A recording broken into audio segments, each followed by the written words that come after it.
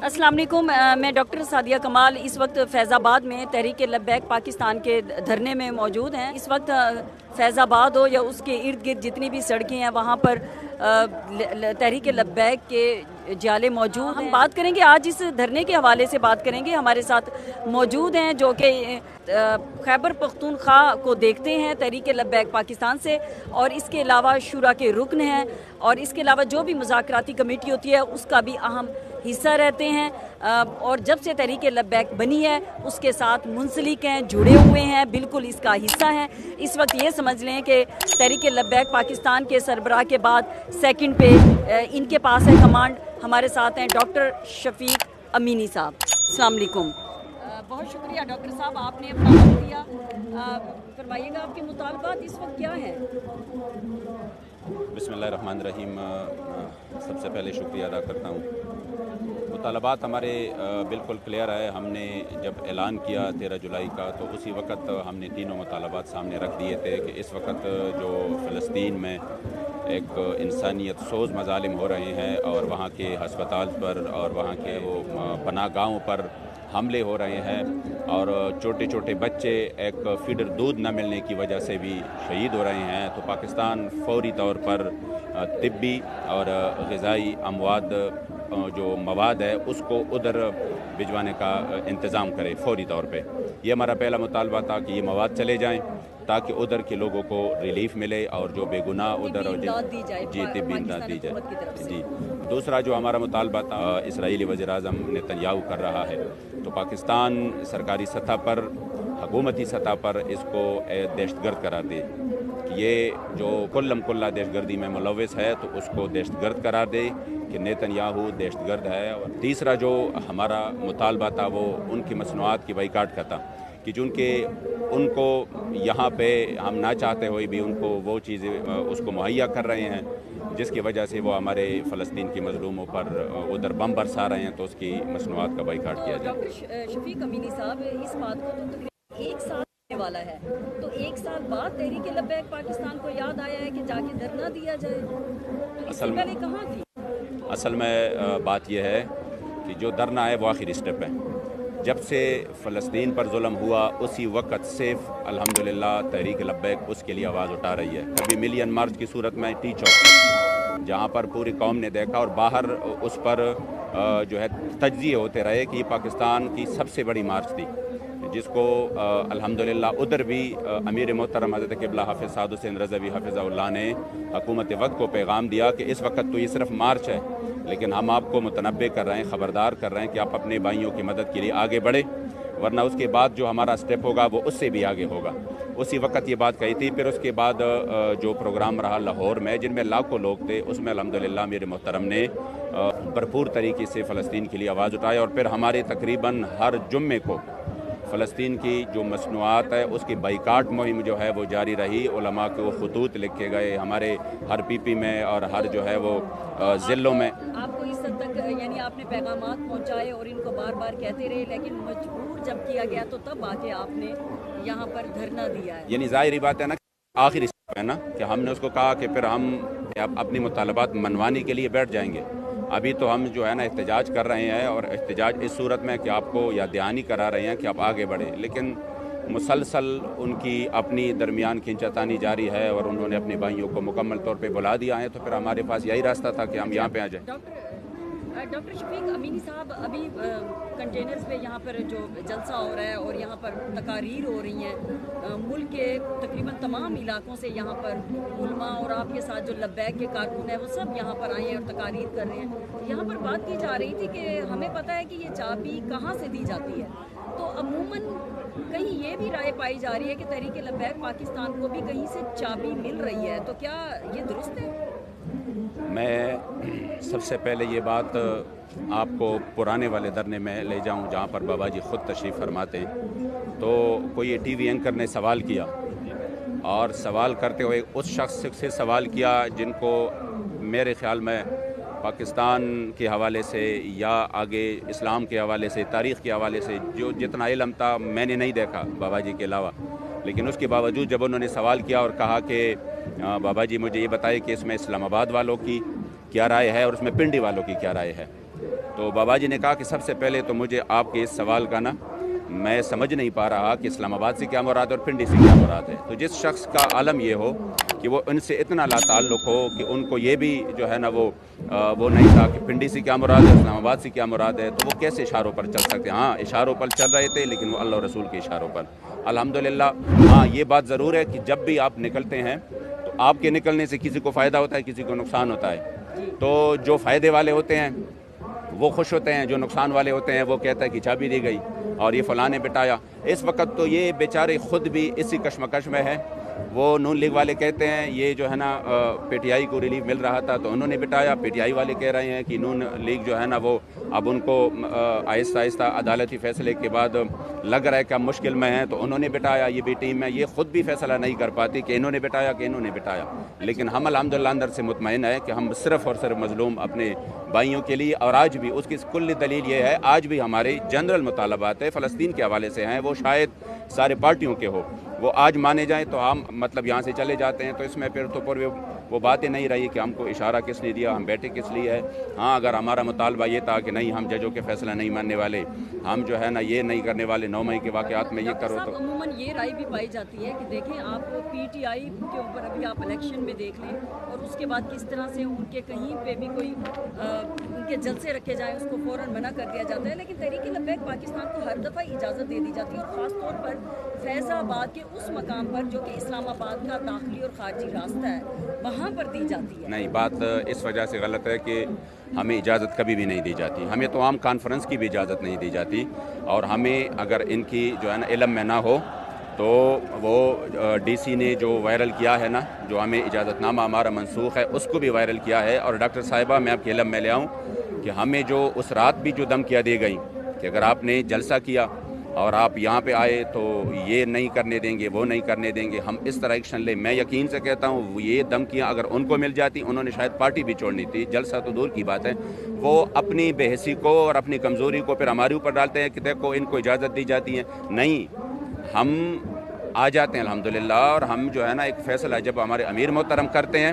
تو پھر ہم آ جاتے ہیں. اس کے لیے جب ان کو کوئی اس طرح کے وہ مل جاتا ہے تو یہ آگے سے بجائے اس کے کہ وہ آگے کہ چلو ہم نے جلسہ کرنا ہے تو یہ اسی وقت بیک فٹ پہ چلے جاتے ہیں, آگے سے کہتے ہیں دیکھو اس کو جو ہے نا وہ چھوڑتے ہیں, ہمیں نہیں چھوڑتے. ہمیں کہاں پہ چھوڑتے ہیں؟ ہم اگر لاہور سے پرامن طور پر نکلے وزیر آباد تک لاشیں دیکھ جو ہے نا اس طرح ان کو اجازت دی جاتی ہے. ہم ہزاروں شل کا مقابلہ کر کے بیٹھ جائیں تو کہتے ہیں ان کو اجازت دی جاتی ہے. اصل میں الحمدللہ ہمارے کارکن پرعزم آپ یعنی کہ آپ کو دھمکیاں دی گئی, تھریٹس دیے گئے, اس طرح کچھ ہونے کے باوجود بھی آپ لوگ ہمت اور جرت کر کے یہاں پر تشریف لے آئے ہیں. تو یہ بتائیں, عموماً عوام میں ایک سوال پایا جاتا ہے کہ اس قدر مہنگائی ہو گئی ہے یہاں پر حکمران کے خلاف, تب تو تحریک لبیک پاکستان نے کوئی سٹیپ نہیں لیا سوائے یہ کہ بیانات دیے یا اخبارات میں ہم خبریں دیکھتے ہیں. لیکن اب فلسطین والے مسئلے پہ 1 سال بعد یہ آ گئی ہے, تو اب مہنگائی پہ آپ نے کیوں کوئی ایکشن نہیں لیا؟ محترمہ, ہم نے مہنگائی کے خلاف پاکستان کی تاریخ ساز پاکستان بچاؤ مارچ کراچی سے لے کر ہم سرائے عالمگیر تک آ گئے تھے, اور یہ لاکھوں لوگوں کے ساتھ آئے تھے, اور ہم نے 1 مہینہ روڈوں پہ گزارا, اور وہ بھی گرمی میں, شدید گرمی میں. لیکن ہمارے بارے میں صرف مصیبت یہ ہے کہ ہمارے بارے میں یہ لوگ نہ جانتے ہیں, نہ ہمارے جو ہے نا اسی طریقے سے ہماری یعنی جلسوں کی یا ہماری مارچ کی وہ میڈیا رپورٹ کرتا ہے, اور اس کو جو ہے نا وہ کوئی یعنی ہمارے ساتھ اس طرح ہوتا رہتا ہے. لیکن الحمدللہ اسی پاکستان بچاؤ مارچ میں جب ہم نکلے, وہ مہنگائی کے خلاف بھی تھا, وہ پیٹرول کم کرنے کے خلاف بھی تھا, لیکن انہی لوگوں نے پھر سب سے زیادہ اعتراضات ہمارے اوپر کیے کہ پتہ نہیں ان کو پھر کس نے اشارہ کیا, حالانکہ وہ نون لیگ کی حکومت تھی, ان کو اشارہ پتہ نہیں کس نے کیا, اور اب جو ہے نا وہ نکلے ہیں. حالانکہ جب ہم نکلے ہمارے ساتھ معاہدے ہوئے, اسی معاہدوں کی نسبت الحمدللہ جو ہم نے مطالبے رکھے تھے اسی وقت, تو اس کے بعد وہ پیٹرول کا ریٹ بھی کم ہوا, اور جو حکومت نے ہمارے ساتھ معاہدے کی مطالبات ہمارے مانے تھے اس میں کچھ پر عمل بھی ہوا. تو اتنی بڑی تاریخی لانگ مارچ دیکھ کے, اور پھر جہلم تک جو انہوں نے آگے پھر رکاوٹیں کھڑی کی, تو پھر معاہدے کے ذریعے درست ہے کہ جیلم تک آپ نے کیا ہے، لیکن جو امپیکٹ ہم دیکھتے ہیں کہ فیض آباد دھرنے کا ہوتا ہے وہ شاید کراچی سے آپ سرائے عالمگیر یا جیلم تک کریں اس کا وہ امپیکٹ نہیں ہے جو اس کا ایک میسج پوری دنیا میں جس طرح سے جاتا ہے۔ ابھی آپ نے اپنی گفتگو میں ایک بات فرمائی کہ ایسے بھی ہوتا ہے کہ اس دھرنے سے کسی کو فائدہ کسی کو نقصان ہوتا ہے۔ آپ بخوبی جانتے ہیں کہ سب سے بڑا نقصان اس وقت جب آپ دھرنے کے لیے فیض آباد پہ بیٹھتے ہیں تو پنڈی کے لوگ جو یہاں سے روز اسلام آباد کو جاتے ہیں، نوکریوں کے لیے جو ملازم جاتے ہیں، جو بچے اسکول میں جاتے ہیں، جو لوگ کاروباری یا دفاتر کے لیے جاتے ہیں، ان کو بہت زیادہ مسائل کا سامنا رہتا ہے۔ تو آپ کا یہ نہیں خیال کہ بجائے اس کے، کیونکہ یہ دھرنا تو ہوتا ہے حکمرانوں کو جگانے کے لیے، ان کو جھنجھوڑنے کے لیے، تو حکمران تو وہاں پارلیمنٹ اور ادھر بیٹھے ہوئے ہیں، جبکہ آپ ادھر بیٹھتی ہیں تو ادھر تو غریب عوام ہی متاثر ہوتی ہے۔ اصل میں بات یہ ہے کہ ہم ایک ایسے بے حس اور بے ضمیروں کے درمیان رہتے ہیں کہ آپ جب تک اپنی احتجاج کو مکمل طور پہ مؤثر نہ بنائیں اور ان کے اوپر آپ مکمل دباؤ نہ ڈالیں، وہ آپ کے احتجاج کو اہمیت ہی نہیں دیتے کہ یہ لاکھوں لوگ کس لیے نکلے ہیں۔ میں آپ کو یقین سے کہتا ہوں، ہم کسی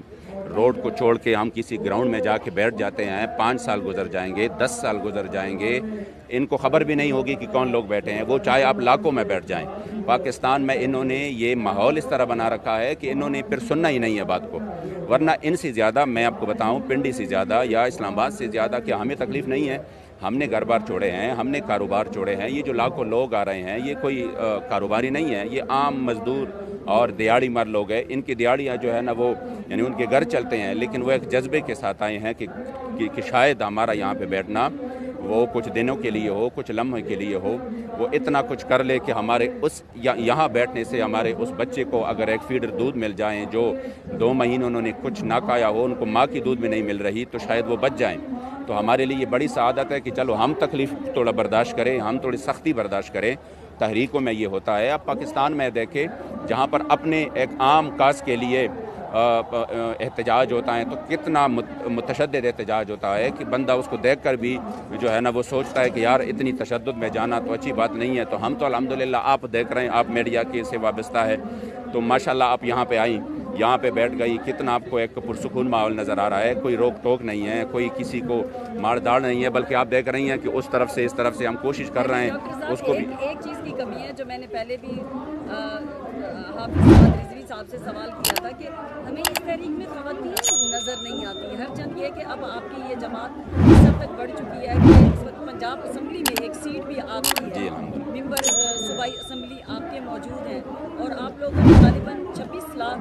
ووٹ 28 لاکھ 90 ہزار آپ نے ووٹ لیے ہیں۔ تو اب آپ کے ادھر خواتین کی اس طرح سے کمی نظر آتی ہے، کوئی خاتون تو مجھے یہاں پر اندر بھی نہیں نظر آ رہی، اور راستے میں جو میں نے یہاں پر 3 سے 4 کلومیٹر تک کا سفر کیا، آپ کے لوگ ہی لوگ تھے جوک در جوک، ان میں بھی کوئی خاتون موجود نہیں تھی۔ اصل میں یہ ہے کہ الحمدللہ ابھی تو ہماری خواتین ونگ بھی بن چکا ہے اور وہ پوری طرح فعال ہے، اور کثیر تعداد میں اس وقت ہماری کارکنان، لیکن یہ جو ان کی روڈ ہے اور یہ ایک ایسا ماحول ہے کہ یہاں پر ہم نے ان کا انتظام نہیں کیا، ہمارے پاس انتظام بھی نہیں ہے، ہمارے پاس جو ہے نا اس کی، ورنہ خواتین کی ایک بہت بڑی تعداد الحمدللہ اس وقت لبیک سے وابستہ ہے، اور ہم کوشش بھی یہی کر رہے ہیں کہ جس بھی شعبہ میں ہو، جن کو ضرورت ہو تو انشاءاللہ تعالیٰ اسی کو، ابھی خواتین ونگ پر ہم نے الحمدللہ کافی کام کیا ہے، اور جگہ جگہ ان کے کنونشن ہو چکے ہیں، ان کی تربیت ہو چکی ہے، اور الحمدللہ ایک بہت بڑی تعداد ہے، لیکن یہاں پہ میں سمجھتا ہوں اس وجہ سے نہیں ہے کہ پھر آپ کو پتہ ہے یہ ماحول اس طرح ہے، کوئی یعنی بہت ساری مشکلات پھر آ جاتے ہیں سامنے۔ مینی صاحب، ابھی تک ہم دیکھتے ہیں کہ کئی معاہدات ہوئے، جب بھی یہاں پر تحریک لبیک پاکستان دھرنا دیتی ہے تو معاہدے ہوتے ہیں، جب بھی کوئی آپ دھرنا جتنے دنوں کو چلاتے ہیں تو آپ کی اور حکومت کے درمیان معاہدات ہو جاتے ہیں، تو اب تک کتنے معاہدات ہیں جن پر عمل درآمد ہوا ہے؟ دیکھو ڈاکٹر صاحبہ، بات یہ ہے کہ ایک عام بندہ جب وعدہ کرتا ہے، بالکل عام بندہ، سول کوئی بندہ آ جائے اور میں ان سے ایک وعدہ کر دوں، ان کی بھی حیثیت ہوتی ہے، لیکن جب ایک ریاست معاہدہ کرتا ہے، آپ پوری تاریخ کو دیکھ لے، یہ تاریخ انہی معاہدوں پر کڑی ہے۔ ریاست جب آپ کے سٹیمپ لگاتی ہے اور سائن کرتی ہے کہ ہمارے ساتھ یہ قطر کا معاہدہ ہوا، یہ فلاں کا معاہدہ ہوا، تو پھر اس کی ایک حیثیت ہوتی ہے۔ ہمارا پھر یہ کام نہیں ہے کہ ہم نے ان کو دونوں پاؤں سے جکڑ کر اس کو یوں لگنا ہے کہ ابھی آپ نے اس پہ عمل کرنا ہے۔ ہم نے جتنی بھی معاہدے ہمارے ساتھ ہوئے ہیں تو ہمارا کام یہی ہے کہ ہم ان سے یہ معاہدہ لیں۔ باقی اگر وہ قوم کے سامنے پھر اتنی جو ہے نا وہ نہیں ہے एतबार नहीं है कि वो अपनी इतनी बतौर रियासत मुआहदा करे, बतौर हुकूमत मुआहदा करे, फिर उससे पीछे हट जाए तो फिर तो कौम के सामने वो जवाबदेह हैं। हम तो जहाँ जो कुछ कर सकते हैं, जहाँ तक कर सकते हैं वो हम करते हैं। हमने अल्हम्दुलिल्लाह बाबा जी के वक्त से जब भी यहाँ पर बैठे हैं और उनसे एक मुतालबा किया है, हमने